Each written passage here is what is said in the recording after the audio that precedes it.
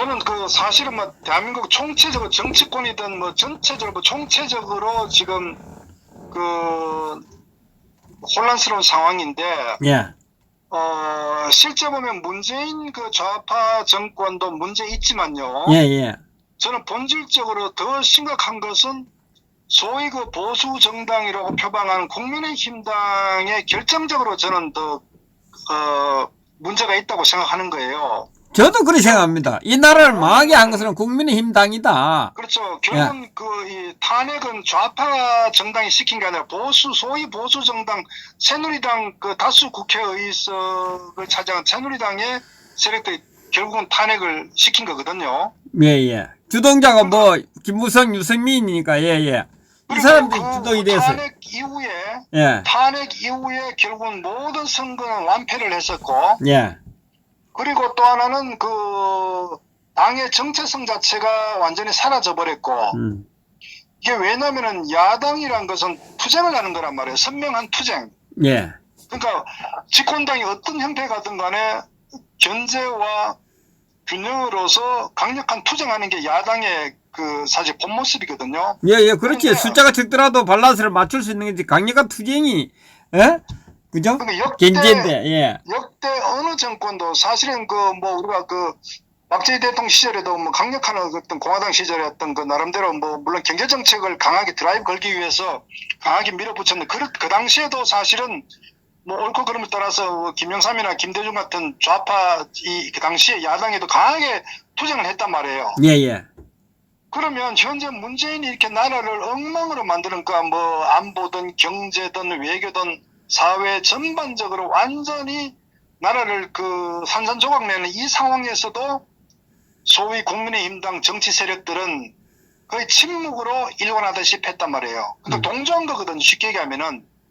그러니까 그렇기 때문에 국민의힘당의 야당은 야당인데 과연 그 노선이 뭐냐, 자신들의 어떤 정체성과 정치적 정체성과 추구한 노선이 뭐냐, 이 질문을 했을 때 예.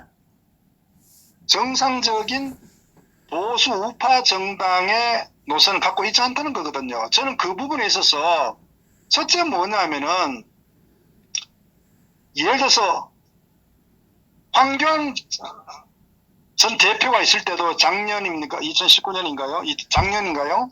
예. 2019년이죠. 네, 아, 2019년에 아니, 20년까지 있었잖아. 예. 그러니까 총선까지 있었잖아, 총선. 그럼 예. 2019년 초에 아마 19년부터, 예. 3월달인가 4월달 때 이 한계를 띄워서, 예, 예, 예. 그럼 그 당시에 제 기억에 두 가지 그 사건 기억이 나요. 하나는 그다음 국회에서 5.18 그 지만원 박사 초청해갖고 5.18에 대한 여러 가지 아마 세미나를 국회에서 했을 때 거기에 대해서 좌파 정당 더불어민주당과 언론에서 강력하게 비판한다고 해가지고 그때 이종영 의원을 아마 제명 출당시킨 걸로 알고 있어요. 예, 예. 그러니까 이게 있을 수가 없거든요. 그때 그 김진태도 완전 맥을 못 치게. 예? 그러니까 예, 결국은 뭐냐면은 좌파 소속 의원들이 정치 세미나하고 5.18에 대해서는 그 논란이 굉장히 많지 않습니까? 예, 예, 그렇습니다. 예.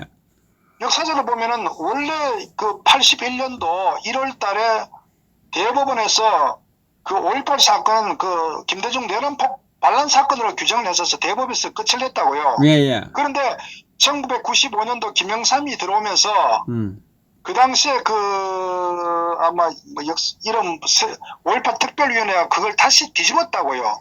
뒤집고 그 2000년도에 들어서면서 김대중이가 완전히 이제 그 마치 그 유공자처럼 이렇게 정치적으로 바뀌어왔거든요. 그러면 그때 그러면 김영삼이 완전히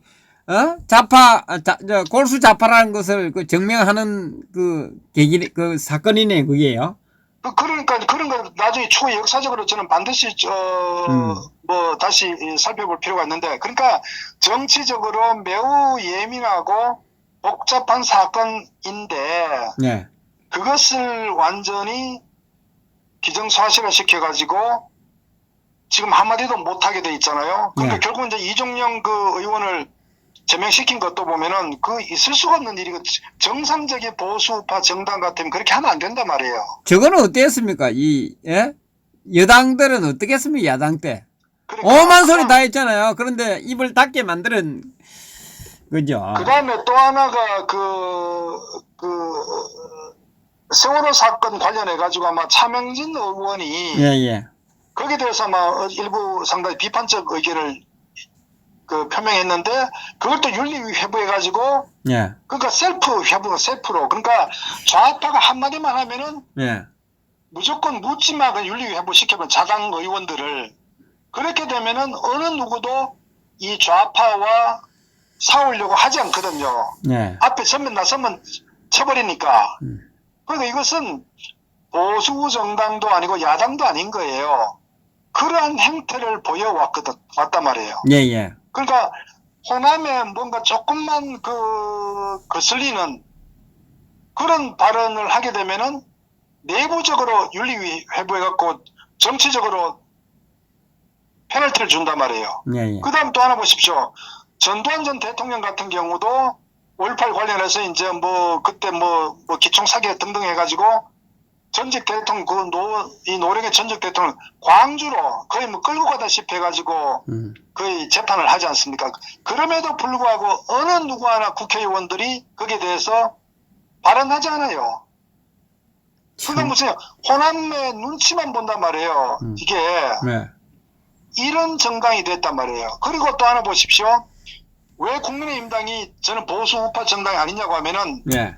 김종인이라는 인물이 어떤 인물이면 김종인은요 경제학자이지만은 경제민주화라는 자기 나름의 그 아이덴티티를 갖고 있다면 그 경제민주화라는 것은 자본주의 사회에서는 자유경쟁을 통해서 수익을 창출하고 성장하는 이 자유라는 기반에서 하거든요. 예. 그런데 경제 민주화를 한다는 얘기가 결국은 억제한다는 거. 그러니까 소위 공동 이익 배분한다거나 사회주의적 어떤 그런 색깔이 경제에 녹아 들어가 있단 말이에요. 그러니까 대기업을 갖고 이렇게 억제를 한다거나 이 돈을 벌어서 여기다가 나눠준다거나 이런 국가가 개입하는 경제를 얘기하거든. 경제민주화라는 것도. 그건 정상적인 자본주의의 어떤 경제정책 아니란 말이에요. 그것은 김종인 씨가 독일에서 공부했기 때문에 독일은 다소 사회주의적인 어떤 그런 것이 있기 때문에 그런데 그러나 그것은 정통 주류 경제 이론도 아니고 자본주의 경제 시장에서 통용되지도 않는 그런 얼토당토하는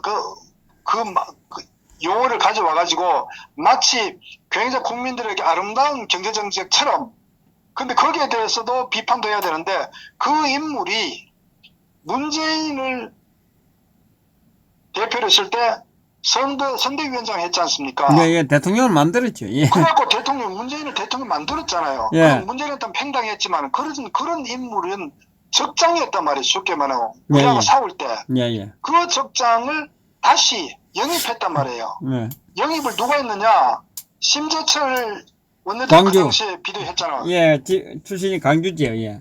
심재철 광주 아닙니까? 예. 그러니까 기본적으로요 상대 적장을 다시 우리를 죽이려고 한 인물 아니에요. 그걸 다시 선대위에 영입한다 이건 있을 수가 없단 말이에요. 그러니까 왜 이런 작동이 되느냐? 정상적인 정당이 작동이 안 되고 있다고 보면 되는 거예요. 그리고 정상적 보수의 가치나 이런 이념 갖고 있는 국회의원들 없다는 기회주의 눈치만 보거든요. 아무도 반대한 사람 없었잖아요. 아무도 반대 한 명도 안 했잖아요. 탄핵시킨 세력들이 그러니까 바른 소리도 못하는 거예요. 그 당이 이념도 노선도 정체성도 가치도 완전히 없는 거예요. 예. 그래서 저는 거기까지 좋은데 그 다음에 참패를 했지 않습니까? 역대 일에. 예, 예. 참패한 후에 당연히 정치는 어떻게 돼? 황교안 같은 그날 밤 12시에 사표는 관두고 집에 가버렸다고요. 그자도 참 웃긴 사람인데 그런데 책임지고 나가야지 당연히 참패했는데 그런데 그 이후에 다시 또 비상대책위원장으로 또 영입한다. 그러면 저 당은 도대체 추구하는 노선과 가치가 뭐냐 이거지. 어? 정상적 정당으로는 상상할 수가 없는 거예요. 그리고 김종인이가 데리고 온 그 소위 초선들 젊은 사람 그 중에 하나가 김웅이라는 초선 의원 아닙니까? 지금 예. 당대표 경선에 나갈 사람. 예. 거기도 전라도 광주인가 그렇잖아요. 그러니까 그게 김근식이라는 사람은 과거에 주사파처럼 갖고 이 보수파 정당에 굉장히 비판을 많이 한 인물이라고요. 예. 그러니까 그런 인물들이 대거 보수 야당이란 국민의당으로 들어왔지 않습니까? 이거 뭐 더불어민주당에 공천에 탈락한 사람이 3분의 2가 그 국민의힘당에 들어왔다 그러잖아요. 지금 그러니까 그 사이로 때. 자들이 배지 달려고 예. 거기 공천 못 받으니까 보수정당 와서 배지 달려고 이렇게 온 거예요. 뺏지 달러 온 거 아닌 것 같은데요. 완전히 그러니까 저는- 국민의힘당을 장악하려고 왔는 것 같은데. 그러니까 정치적인 노선이 나의 생각과 같아서 온 게 아니라 예. 다른 정치적 사욕을 가지고 들어왔단 말이에요. 그러면 경선 때나 인터뷰할 때 탈락시켜야죠. 아니면 자기 어떤 그 커밍아웃을 내가지고 자기 노선이 이렇게 가겠다거나 과거에 했던 반성이 이게 이 과정이 필요하단 말이에요. 근데 절절 없었고 결국은 현재 김웅이나 조수진 같은 인물도 그래 들어있다 보니 그래서 그런 인물들이 있다 보니까 박 대통령 사면권 얘기 나오니까 입에 거품 물고 반대한다고.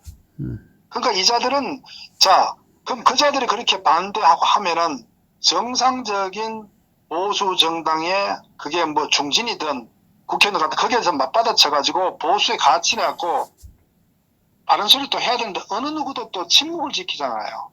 그러니까 저는 이 국민의힘당은 기본적으로 보수의 노선과 가치도 없을 뿐만 아니라 지금 보세요. 얼마 전에도 아마 그 5.18 기념식 얼마 남지 않았는데 보니까 이 국민의당 초선 의원들이 망월동 묘지 갖고 5.18에 대한 어떤 그런 또 여러 가지 행사를 하는 것 같은데 그러니까 지금 현재 대한민국의 그 정치 예산, 인사 모든 부분에 호남이 편중돼 있다고요. 압도적으로. 다죠 뭐.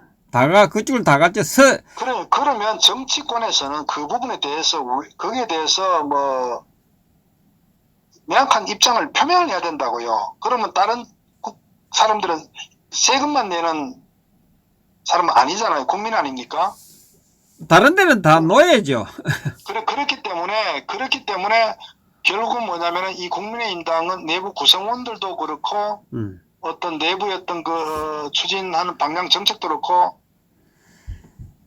자기 바른 소리 못하는 호남에 있어서는 눈치만 보는 그래서 저는 호남의 노예로 완전히 전락한 거 아닌가 이런 상황에서 얼마 전에 또 그 국민의힘당이 뭐 영남 경상도 당이냐는 얘기 나와서 프레임을 가져가 가지고 마치 거기에 또 눈치 보고 왜 호남은 더불어민주당은 당당하게 주장하고 그렇게 얘기하는데 왜 영남 쪽에서는 역사적으로도요 호남을 기본으로 해서 민주당 그쪽 정치 세력이고 또 국민의힘당의 보수야당은 대구 경상도에 그게 정상적인 그렇죠. 정당의 방향 그 노선이에요 그게.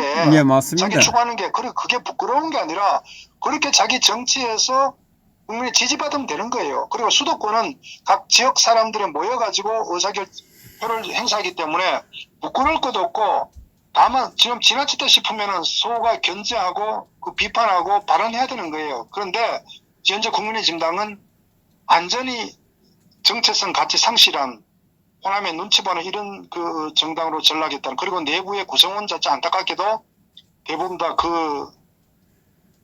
그들이 또 목소리 내는 이런 정당이 됐다는 것을 우리가 좀 인식했으면 좋겠습니다. 당장 우리 박사님 말씀드리니까 당장 해체시키기 전에 존재할 가치가 없네요. 그러니까 저는 당이란 거는 왜 이념과 가치 노선을 함께하는 사람들의 결사체 아닙니까? 예. 근데 그게 없잖아요. 정당이 아니네요. 그냥 지금. 그러니까 정당이 아니죠. 예. 감사합니다. 예. 네네.